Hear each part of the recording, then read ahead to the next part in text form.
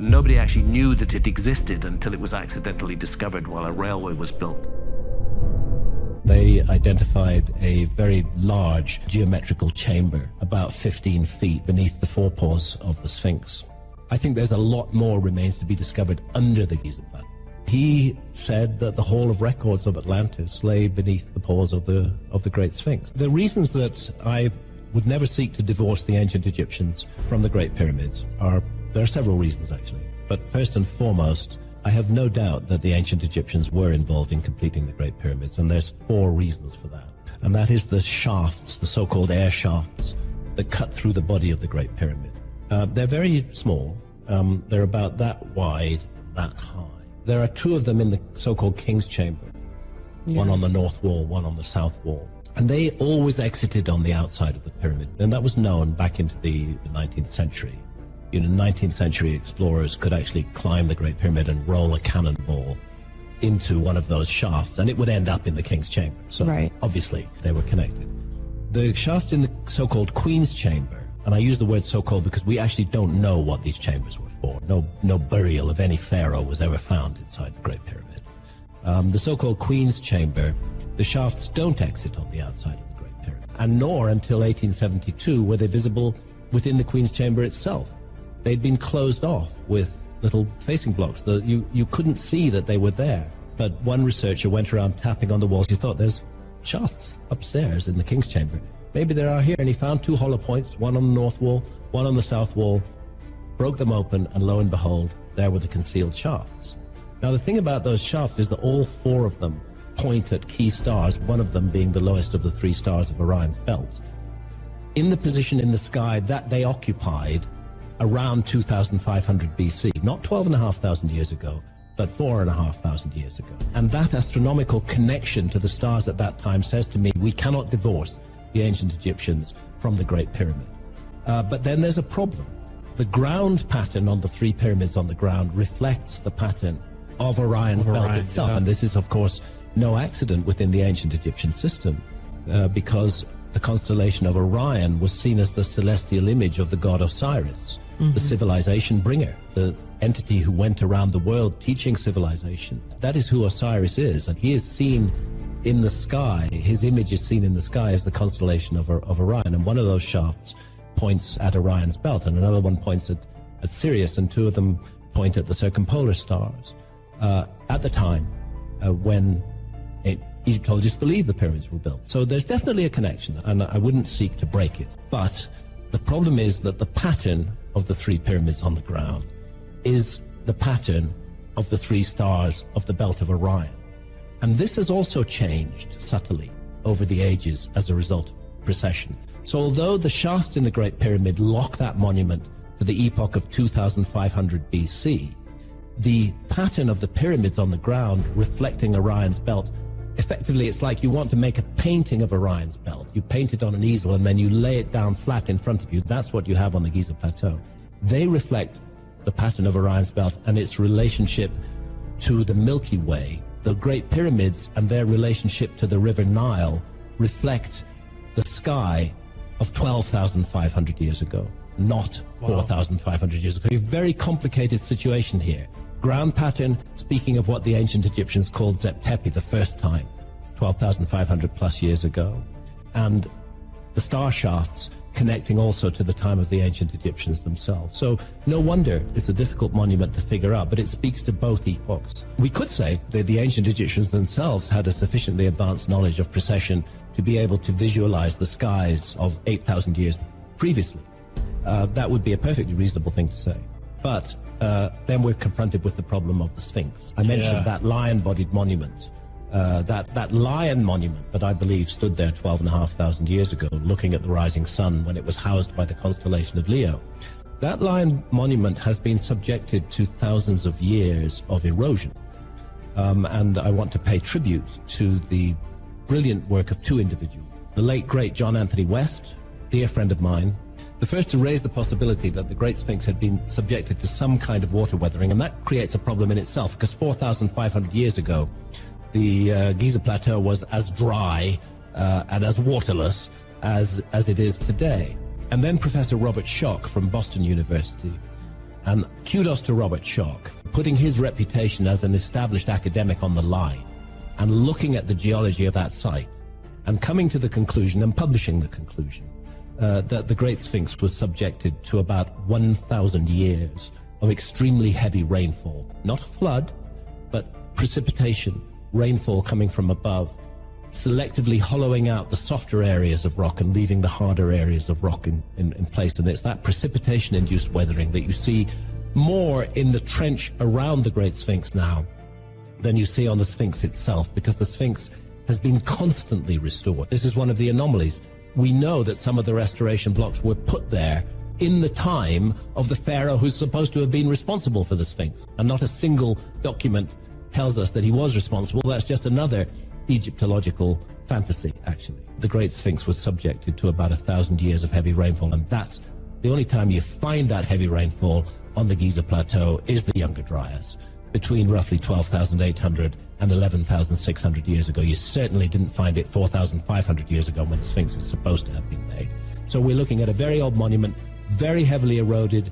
In the time of the ancient Egyptians, they looked at that massive leonine head, which was so damaged and so eroded, almost unrecognizable, and they recarved what was left of it into the head of a human being, wearing the Nemes headdress of an Egyptian pharaoh. That is a recarving of a much more ancient monument. That's a restoration work that was done on it. And we don't know which pharaoh it's supposed to represent. Egyptologists like to think that it represents Khafre. There's no compelling evidence for that whatsoever. So a lion-bodied monument, once a lion-headed monument, that now takes the form of the lion-bodied Great Sphinx with a recarved human head that's way out of proportion to the scale of the rest of the body of that 270-foot-long monument. The head is sort of tiny by comparison with the rest of the body. And the ancient Egyptians didn't get things out of proportion unless there was a very good reason to do so. And I think they were restoring a very damaged and much older leonine head. Is there not a hidden chamber as well under the Sphinx? Yes. While work was allowed to be done, John Anthony West and Robert Schoch were both involved in this work back in 1992.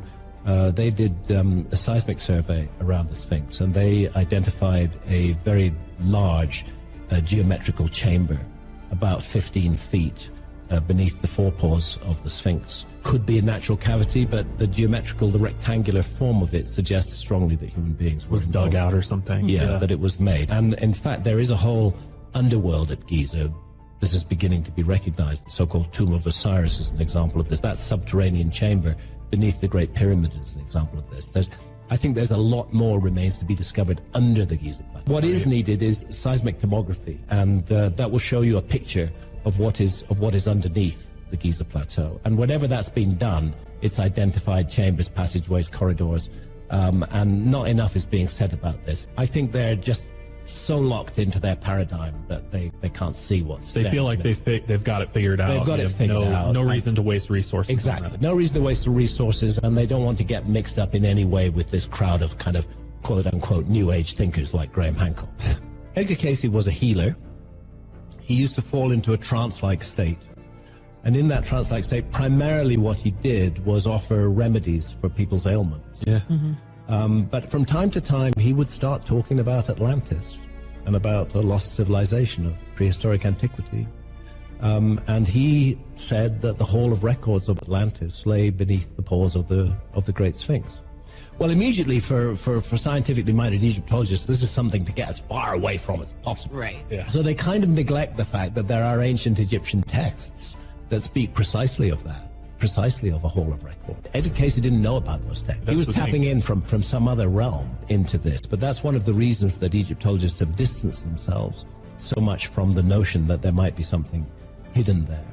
Oddly enough, both Mark Lehner, who is the leading American Egyptologist doing work around the Great Sphinx and on the Giza Plateau, and Zahi Hawass, who's the leading Egyptian Egyptologist doing work around the Giza Plateau, both of them were sent through college by the Edgar Cayce Foundation. Wow. Robert Baval and I published this in our 1996 book, The Message of the Sphinx. It was published in America as The Message of the Sphinx and in Britain as Keeper of Genesis, and we documented it. It's all there if anybody wants to check it out. Very rapidly afterwards, they distanced themselves completely from the Edgar Cayce organization, but until quite recently, Zahir Was was still giving lectures at the Edgar Cayce Foundation, while at the same time insisting that he had nothing to do with any of these so-called crazy ideas. The Great Pyramid of Giza is probably the most stunning of all these ancient structures. And the stones are immense, and some of them were cut from a quarry that's hundreds of miles away. How do you think they did that? Well, some of them, the granite in the Great Pyramid comes from more than 500 miles to the south. If you look at the famous King's Chamber, its walls and its roof are, the ceiling of the King's Chamber are all made with gigantic granite blocks. Stunning detail. Stunning detail. Those blocks on the the roof of the King's Chamber weigh 70 tons each. Now, Egyptologists will tell you that, they could move heavy blocks because they put them on wet sand and they push them along on wet sand. Well, maybe if you're just at ground level, that will do. But when you're 350 feet above the ground, as you are in the King's Chamber, that won't do at all. I don't know how they did it. All I know is they did it. I don't think anybody knows how they did it, how they lifted those stones, how they brought them up to that level. I think we're looking, again, at a lost technology. And it was this ancient apocalypse 12,800 years ago that wiped that from the human memory banks almost completely, not entirely completely because there were survivors, but removed most of it. Randall will tell you, sea level rise, it creates a powerful high energy zone.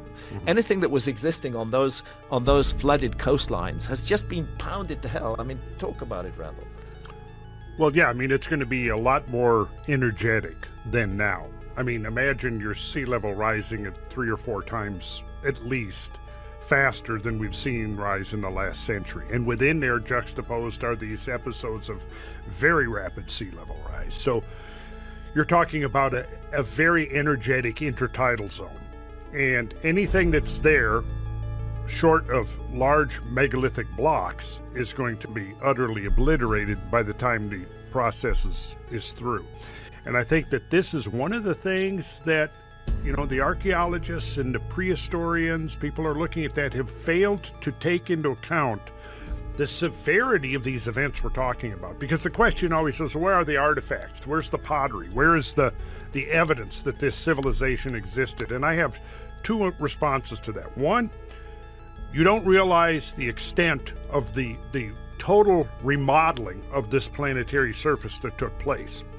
Because, I mean, we could get into some of the stuff here. I have tons of images where I think maybe we'll get a chance to pull up a couple of really awesome drone footage here before we're done. But once you begin to wrap your head around this, you go, really?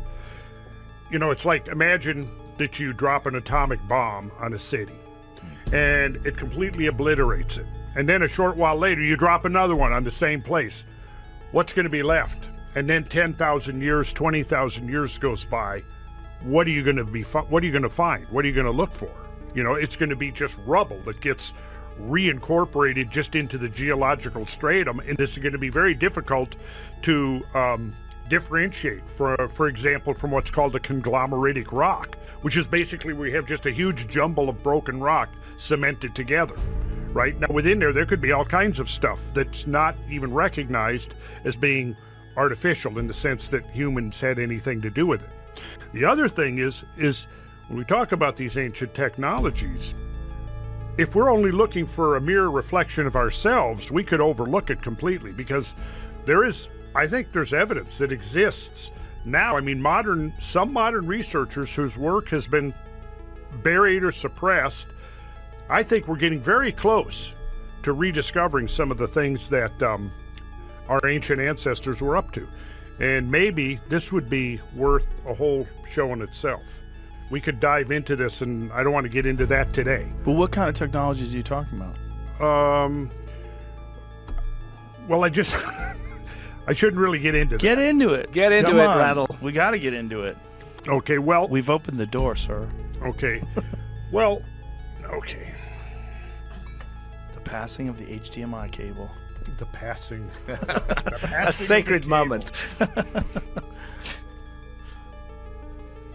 Well, there are people out there now who have been working on trying to rediscover that.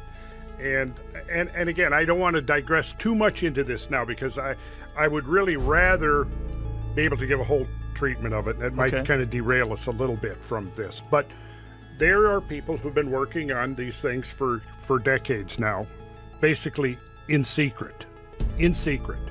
And I've had the privilege of talking to some of these people over the last 6 or 7 years. And right now, as we're speaking, there's a group of people who are basically going to open source a whole lot of stuff in the next 3 months, so it can never get suppressed again. And that's why I'd like to come back and talk in more detail. Well, I'd love to have you come back and talk about it, but we got to talk about it a little bit now. Okay. Well, there's a laboratory right now in the Maldives that's been building prototypes using these technological principles, which are based on implosion rather than explosion. And the inspiration for this... Tesla's ideas are part of it, I think you mentioned. Tesla's ideas are very much a part of it. Yes, Tesla's ideas are very much a part of it. So is, I don't know if you ever, Victor Schauberger, who did the work with water and discovered, look at, Jamie, could you look up Victor? Oh, I have the cable now, don't I? Take it back. Let me find a video. Well, no. Let me pull something up here, and I think the key thing is we're looking at technologies that are not the same as ours. Yes. And that's partly why archaeologists can't see them, because they're looking for us in the past, and they're not open to the possibility that there are whole other kinds of technology that could be used. Right. I always go back to the ancient Egyptian traditions that speak of priests chanting as these huge blocks were lifted into the air. Were they using some kind of sound effect, some kind of use of sound that was able to manipulate matter? We know that sound can manipulate matter, as a matter of fact, but they're lifting these blocks. Again and again, it appears in ancient Egyptian traditions. The notion that we could lift huge blocks with sound seems absurd to archaeologists, and yet it's there in the traditions of the Egyptologists. And what Randall's talking about now is people who are working on a whole alternative path of technology, and maybe that's a rediscovery of the kind of technologies that were used by a lost civilization. I think that's what's important about what you're saying, is that we have this very limited idea of technology based on what we've experienced. Yeah. But if you had anatomically similar human beings that lived for thousands and thousands of years, stuff just keeps on getting older. If you think about the amount of progress that we've achieved as modern humans just in the last few hundred years, if you go back 400 years to now, it's a stunning amount of achievement. Absolutely stunning. And if you have a completely different path of technology, one that's not utilizing internal combustion engines and cranes and the like that we experience leverage, today. Mechanical advantage, everything that our tech is based around. Something that's insanely advanced, tens of thousands of years of a different path. Yeah. And that may be what we're looking at. And that may begin to explain these otherwise inexplicable monuments that have survived. Jamie, do I need... There we go. This is the work of Nikola Tesla. And he was... Again, this is way too much for us to get in today. That's why we need to devote a whole session to talking about this. Okay. But this is... this was the inspiration. You know, his work was suppressed. A lot of his patents were taken, sealed up by the U.S. government for whatever reason. I don't know. But this is some of the stuff that's now being developed using his ideas, plus some of the others. This is the man I've been talking to for the last 7 years. Malcolm Bendall? Yes. And again, I don't want to get into it today, but here's an example of what they're doing. This is a generator that has no moving parts. It's all based on geometry, pure geometry. Mm-hmm. And here's the basic idea, as I think I understand it at this point. Resonance frequencies. Everything vibrates. Have you ever, if we had an electric razor, we plugged it in, turned it on, set it on this table, it's going to move around, isn't it? You ever seen that? Yeah. That's the beginning of the concept, because it's vibrating. Everything vibrates at a frequency, and if you know that frequency, you can control things.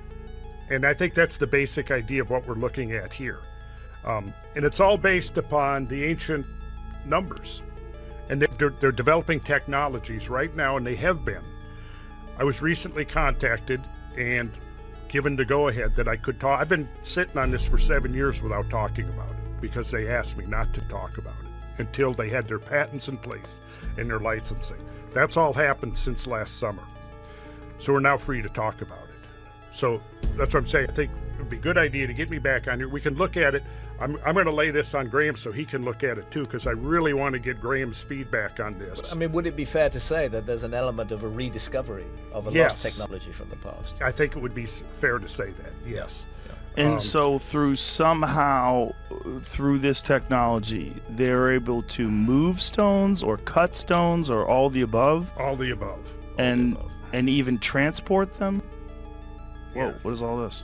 Well, this is the model, and this is diagramming all the frequencies of the elements and what their vibrational frequencies are and the numbers that measure those frequencies. And they're all the numbers we get from looking at these ancient traditions that recur over and over and over again, that I've been talking about in my sacred geometry classes for decades without knowing what the final result was going to be. So this inventor who's working with this small group contacted me, and this is what he told me. He said, you built the foundation. He said, you laid the foundation with your work on ancient geometry, and I built a house on top of it. That's what he said. Nice. So for 7 years, he's been supplying me with all the information. I have copies of all the patents. I have videos of the testing of the prototypes. And Mazda, the car manufacturer in Japan, is getting ready to do a $25 million testing of some of these prototypes that they believe they can retrofit internal combustion engines with. And there's over 100, they've developed over 100 patents on some of this stuff. And it's amazing. And what would be the fuel? Well, plasmoids. Plasmoids, as it says here, are donut or toroidal-shaped clusters of net protons or net electrons that once captured and placed into a toroidal orbit are capable of absorbing, storing, and releasing enormous amounts of energy within their self-generated and structured electromagnetic containment field. Plasmoids, in effect, function as an atomic battery that can be self-charging due to its ability to convert matter to available clean energy. So it's a lot to get into, and I think it would take us kind of off what we're here to talk about. But today, at least what's promising is that there is some, at least, research or understanding. And it's actually quite mature at this point. And in order to avoid the kinds of fate that befell Tesla and Reich, Robert Oppenheimer, Victor Schauberger, and so many others that were working in these fields, all kind of converging on this same insight. It's been conducted in secret. The laboratory has been, that they've been developing this is in the Maldives, so that it's been immune from government interference. And now I think it's about ready to go the next. Now, what is the motivation of the suppressing of this information? I think in case of Tesla, wasn't it military, the fear of military applications? I also think that, you know, there are huge corporations that have very large investments in a particular path of technology, which is ours. Right. And for somebody to come up with a whole new path of technology, it's very threatening to them. And much better from their point of view to suppress it, or if they can't suppress it, to kind of buy it and hide it, and keep things on the track that they're on now. I would say that's the motive. And maybe for people that are curious about this and maybe even skeptical, consider the massive change that nuclear power provided us. Whereas before the 1940s, this was unheard of. Yeah. This even the concept of it. And all of a sudden now we have nuclear power, nuclear weapons, the most profound power known to man currently. God help us, it's a power for use by adults, but unfortunately it's delinquent children who are leading our world right now.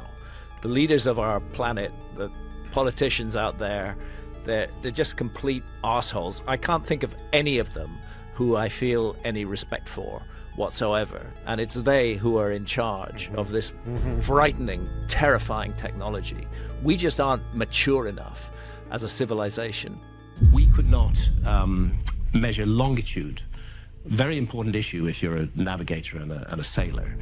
We could not measure longitude until 1760s, 1750s, and sometime in the second half of the 18th century. It took the creation of a very precise marine chronometer in order to be able to calculate what your longitude is.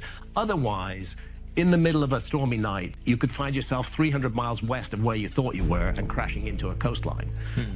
It's a really good thing to know longitude. There was £1 million in the 18th century was a lot of money. There was £1 million British prize for cracking the longitude problem. And it wasn't until the second half of the 18th century that it was solved. Wow. So it's weird that on ancient maps, copied from even more ancient source maps, there are precise longitudes, precise relative longitudes. This is one of the things that suggests to me that a civilized... the second thing is those maps show the world as it looked during the last ice age. Thirdly, and most important, they show Antarctica. Our civilization didn't discover Antarctica until 1820. So if I find a map from 1520 showing Antarctica where the map maker informs us that he based his map on much older source maps that were falling to pieces, fall completely apart, he's preserved the information in those maps on his maps, he's copying from older, and there is Antarctica. So did they just make it up? That's what the Why do we still call it Antarctica? That was another thing I was like... Well, the opposite of the Arctic. Yeah, but it's That like... very recent map. It's like, bro, he called it Antarctica. Why don't you just look at the map? You're going to call it the same, you know what I mean? Yeah, we call it Antarctica. They used to call it Terra Australis, the southern land. If you go for the Orontius Phineas map, for example, you'll find a much better reference. Yeah, I thought that map said Antarctica. That's where I got tripped up. Oh, I actually am really excited that we're talking about Antarctica. Yeah. Antarctica is an interesting This place. is my newest rabbit hole. It's one of those great you see, there's Antarctica. That's the Orontius Phineas. To the right? There's South Africa, and there's Antarctica, and there's the tip of South America, almost touching Antarctica. It's a bit bigger than it is today, but it would have been like that during the last ice age. That's a map from 1531, and what they're saying in the legend is that here in this map I expose regions that neither Eudoxus nor, I forget the names of all the ancient maps. None of them knew about it. They were hidden in darkness, but here they are. Hidden in darkness, I suggest they're hidden in darkness on ancient maps that Orontius Phineas copied from. Wow. It's an anomaly that it's sitting there. It's not good enough to say that those map makers just wanted to balance the world, so they put a fantasy continent there, which later turned out to actually be there. Right. That's roughly what they're saying now. So that suggests to me a culture that was capable of exploring and mapping the Earth during the last ice age. And there's undoubtedly a time, they found fossils on Antarctica, there's undoubtedly a time when Antarctica was lush and green. The question is, was it lush and green during the lifetime of the human species? Yes, this is where it gets tricky. And this is where it gets tricky. The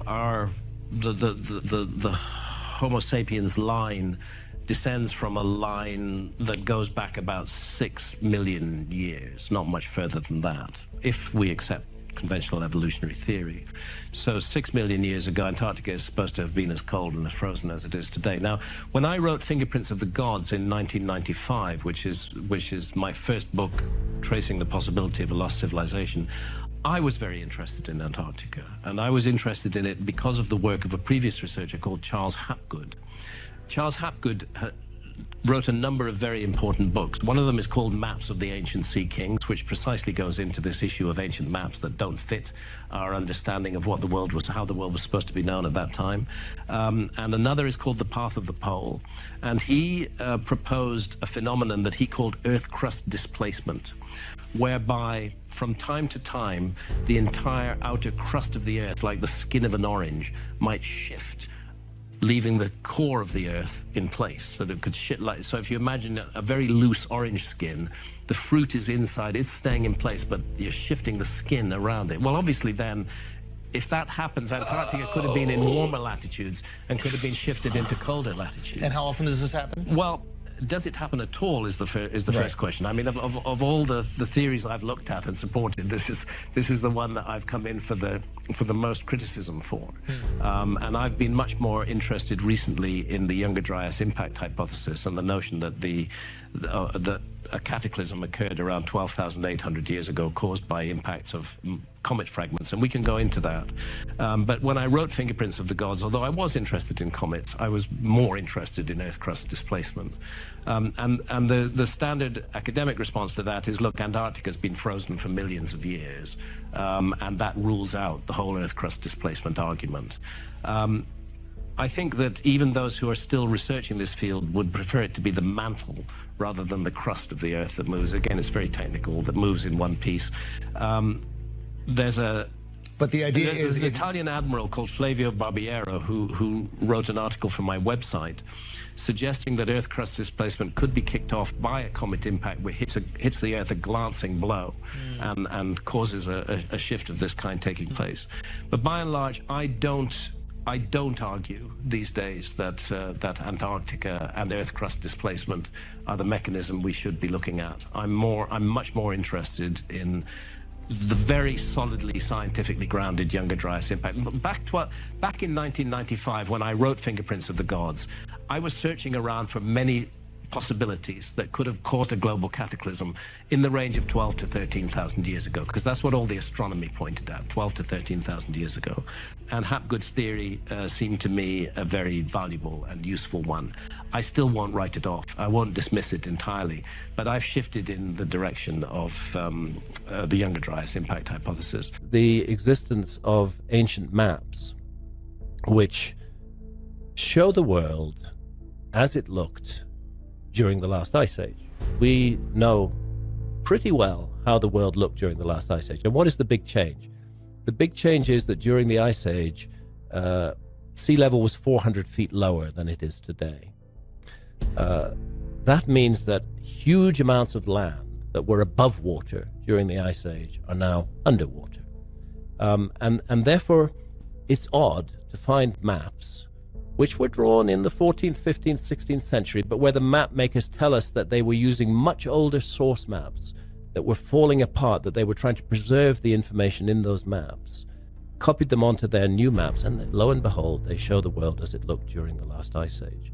They show Antarctica in maps drawn in the 1500s, based on older source maps, when our civilization didn't even know Antarctica existed until 1820. But there it is in all its glory on these much more ancient maps. And then another problem, many of these maps, particularly the so-called portolanos, which are all copies of older source maps, but often incorporate new knowledge that was discovered at the time that the map makers were working, that these contain extremely accurate relative longitudes. And longitude is a scientific issue, which our civilization didn't crack until the middle of the 18th century. In fact, there was a huge prize, an unbelievable prize. I believe it was $1 million British pounds that was offered for anybody who could crack the longitude problem. Well, longitude's really important if you're a sailor, if you're navigating at sea, because, you know, if you don't know your longitude, you might be 300 miles east or west of where you think you are. Right. And you might crash into a coastline that you're not expecting. It's really useful to know exactly what your longitude is.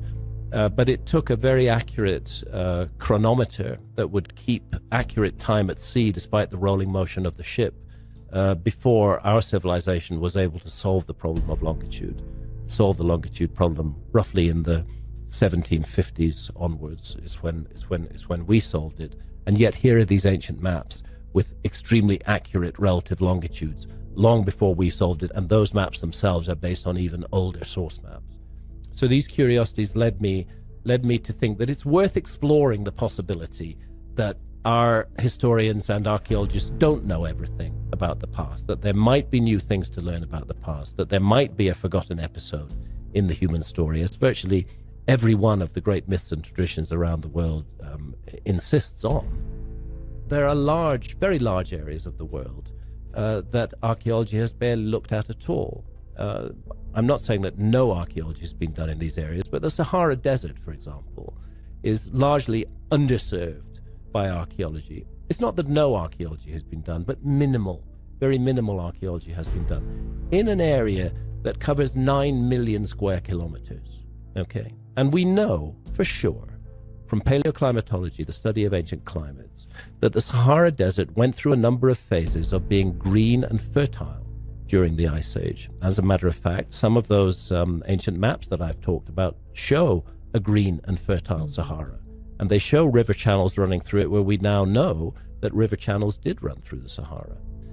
So it was an area at one time, particularly during the Ice Age, when the northern hemisphere was extremely unpleasant in many ways, and frozen and dry and inhospitable. It would be natural to migrate to warmer areas, especially if they were fertile. And the Sahara Desert, several episodes during and after the Ice Age, was a very fertile place. So it seems to me quite a serious omission to say that we know everything, we know so much that we can absolutely rule out the possibility of a lost civilization of the Ice Age, but, you know, we haven't looked very much at the Sahara Desert. Likewise, the Amazon rainforest.